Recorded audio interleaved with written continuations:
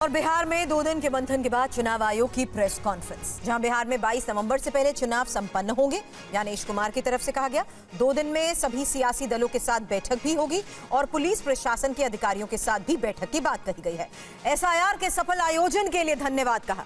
बिहार का चुनाव देश को नई राह दिखाएगा। बिहार के विधानसभा की कालावधि 22 नवंबर तक समाप्त हो रही है और उसके पहले ही चुनाव संपन्न होंगे। पूरी चुनाव आयोग की टीम पिछले 2 दिनों से बिहार में है। हालांकि इसके पहले भी हमारे वरिष्ठ अधिकारी पूरे बिहार का दौरा कर चुके हैं। आने के बाद सबसे पहले चुनाव आयोग ने बिहार की सभी मान्यता प्राप्त राजनीतिक दलों के साथ बैठक की। UEN Jaipur is a perfect target for prospective students aspiring for good jobs, good education with future-ready skills. Bihar के सभी DM, SP, SSPs, IG, DIGs, commissioners के साथ साथ सभी एनफोर्समेंट एजेंसीज के हेड और नोडल ऑफिसर्स के साथ भी मुख्य निर्वाचन अधिकारी Bihar, state police nodal officer और CAPF के नोडल अधिकारियों के साथ बैठक की। SIR की प्रक्रिया पर हालांकि सोशल मीडिया पर कुछ बातें कही जरूर गई, लेकिन एक ये बात भी सत्य है कि बिहार के लगभग 7 करोड़ 42 लाख मतदाताओं ने इसका स्वागत भी किया है और बढ़ चढ़कर हिस्सा लिया है। इसीलिए आपके माध्यम से बिहार के सभी मतदाताओं का मैं बहुत बहुत धन्यवाद भी करना चाहता हूं। और महिला कांग्रेस के अध्यक्ष अलका लांबा ने आरोप लगाया है कि बिहार में 23 लाख महिलाओं के नाम वोटर लिस्ट से काट दिए गए।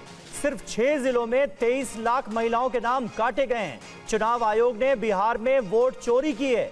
जमुई में एक पते पर 247 वोटर रजिस्टर हैं। मुजफ्फरपुर में एक वोटर का नाम लिस्ट में 3 बार है।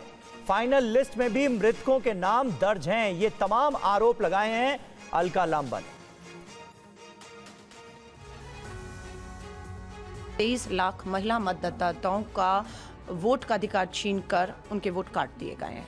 2025 के बिहार विधानसभा चुनाव में 23 लाख बिहार की महिलाएं जो अब तक मतदाता थी, वोटर थी, वोट कर रही थी, उन्हें वोट नहीं करने दिया जाएगा। ये हमें अभी पता चल रहा है, जिसका जवाब हम चुनाव आयोग से मांग रहे हैं। हम कह रहे हैं कि मशीन रीडेबल मतदाता सूची फोटो के साथ जारी करिए, तुरंत जारी करिए। जिनके कटे हैं वो भी जारी करिए। लेकिन चुनाव आयोग बार बार आनाकानी कर रहा है। और आपको मालूम है, मात्र 6 जिलों में, बिहार में 30-35 जिले हैं, 40 लोकसभाएं हैं, लेकिन मात्र 6 जिलों में ये कार्रवाई हुई है 22 लाख वोटर। और एक विधानसभा में 1.5 लाख महिला वोटर काट दिया गया। एक ही विधानसभा में 1.5 लाख, 1 लाख से ऊपर महिला मतदाताओं के वोटों को काट दिया गया है। तो ये कोई छोटी बात तो है नहीं। जो महिला अभी चुनाव लोकसभा में 24 में वोट दे रही थी, वो 25 में वोट नहीं करेगी, तो उस हिसाब से तो लोकसभा का भी वोट जो वहां पड़ा है उसको भी रद्द कर देना चाहिए। उपेंद्र कुशवाहा से मिले धर्मेंद्र प्रधान। पटना में दोनों की मुलाकात को लेकर खबर। विनोद तावड़े और ऋतुराज सिन्हा मौजूद रहे। सीट शेयरिंग को लेकर मंथन की खबर है। आज ललन सिंह और मांझी से भी मुलाकात।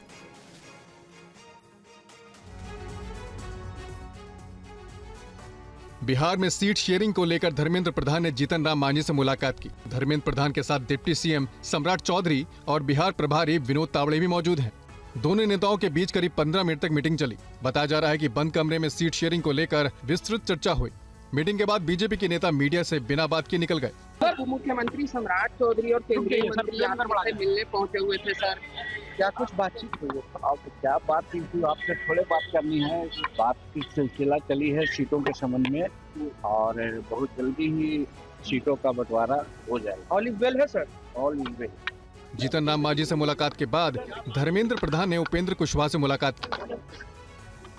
विनोद तावड़े और ऋतुराज सिन्हा भी मौजूद रहे। सीट शेयरिंग को लेकर चर्चा हुई। धर्मेंद्र प्रधान ने जेडीयू के राष्ट्रीय अध्यक्ष लल्लन सिंह से भी मुलाकात की थी। सूत्रों के मुताबिक बीजेपी एनडीए के सभी सहयोगी दलों के साथ अलग अलग बातचीत कर सीटों को अंतिम रूप देने की कोशिश में है। और वहीं आरजेडी के नेता तेजस्वी यादव ने कहा है कि सीएम नीतीश कुमार अब सरकार चलाने योग्य नहीं बचे हैं। उनके इन आरोपों का डिप्टी सीएम सम्राट चौधरी ने क्या जवाब दिया, सुनिए। जिस भाषा का प्रयोग एक मुख्यमंत्री पूर्व मुख्यमंत्री के प्रति करते हो, या महिलाओं की बात हो, या कल जिस तरीके से उनके हाथ जोड़ने का या इशारे का जो तस्वीर हम लोगों के सामने आया है, ये साफ तौर पर दिखाता है कि अब नीतीश कुमार जी जो है बिहार चलाने के योग्य नहीं रहे। उनका चेहरा आगे करके कुछ लोग जो है सर्टिफिकेट जो है रिटायर्ड अधिकारी या चंद जनता यूनाइटेड में ऐसे नेता है, वो उसका इस्तेमाल कर रहे हैं अपना तिजोरी भरने के लिए। तो सबका भी आने वाले समय में सबका पोल जो है खुलेगा ही। बिहार में अब सुशासन है, बिहार में सत्ता से कोई भी अपराधी बच नहीं पाया। नीतीश कुमार जी का ऐसा नेतृत्व रहा है। और बिहार में ही आज से बीजेपी सुझाव यात्रा शुरू हो गई है। ये सुझाव यात्रा आज से 20 अक्टूबर तक चलेगी। बीजेपी इस यात्रा से फीडबैक लेकर मैनिफेस्टो तैयार करेगी। बिहार में बीजेपी की मैनिफेस्टो कमेटी सुझाव यात्रा के तहत बीजेपी बिहार के हर जिले को कवर करेगी। बीजेपी की सुझाव यात्रा आज से 20 अक्टूबर तक चलेगी। इस यात्रा के दौरान बीजेपी घर घर जनसंपर्क अभियान चलाएगी। किसानों, छात्रों और महिलाओं से फीडबैक लेकर बिहार के लिए अपना घोषणा पत्र तैयार करेगी। बीजेपी नेता प्रेम कुमार ने कहा कि बीजेपी का घर घर जनसंपर्क अभियान किसानों, छात्रों और महिलाओं समेत अन्य लोगों से फीडबैक प्राप्त करेगा, ताकि लोगों के सामने आने वाली समस्याओं से परिचित हुआ जा सके। इस अभियान के जरिए लोगों से सुझाव किया जाएगा। प्रेम कुमार ने कहा कि पीएम मोदी के सबका साथ सबका विकास के मंत्र से प्रेरणा लेकर पार्टी बिहार के 14 करोड़ लोगों से जुड़ने के लिए ये व्यापक जनसंपर्क अभियान शुरू किया गया है। बीजेपी फीडबैक रजिस्ट्रेशन के लिए एक वेबसाइट शुरू करेगी, जिस पर लोग आसानी से फीडबैक दे सकेंगे। रेलवे स्टेशन और सार्वजनिक स्थानों पर QR कोड लगाए जाएंगे। बीजेपी अपने बिहार घोषणा पत्र के लिए लोगों से इनपुट जुटाएगी और इसके लिए व्हाट्सएप और मिस्ड कॉल सर्विस का भी इस्तेमाल करेगी। और पटना के लोगों का मेट्रो का सफर का सपना कल साकार होने जा रहा है, क्योंकि सीएम नीतीश कुमार कल ही पटना में मेट्रो का उद्घाटन करने जा रहे हैं। पटना मेट्रो किन रूट्स पर चलेगी और इसमें क्या सुविधाएं मौजूद होंगी, इस रिपोर्ट में देखिए। बिहार में चुनाव से पहले सौगातों की बहार लगी हुई है। इसी कड़ी में बिहार के पटना में अब मेट्रो का इंतजार खत्म होने वाला है, क्योंकि 6 अक्टूबर यानी कि कल पटना में मेट्रो का उद्घाटन होने वाला है। बिहार के मुख्यमंत्री नीतीश कुमार पटना मेट्रो का उद्घाटन करने वाले हैं।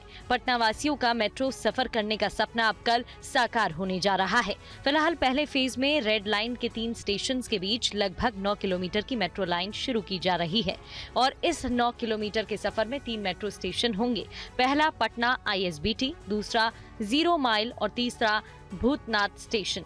शनिवार को मेट्रो रेल संस्था आयुक्त ने पटना में मेट्रो परिचालन के लिए पटना मेट्रो रेल कॉरपोरेशन को हरी झंडी दे दी है। इतना ही नहीं, मेट्रो का ट्रायल रन भी पूरा हो चुका है।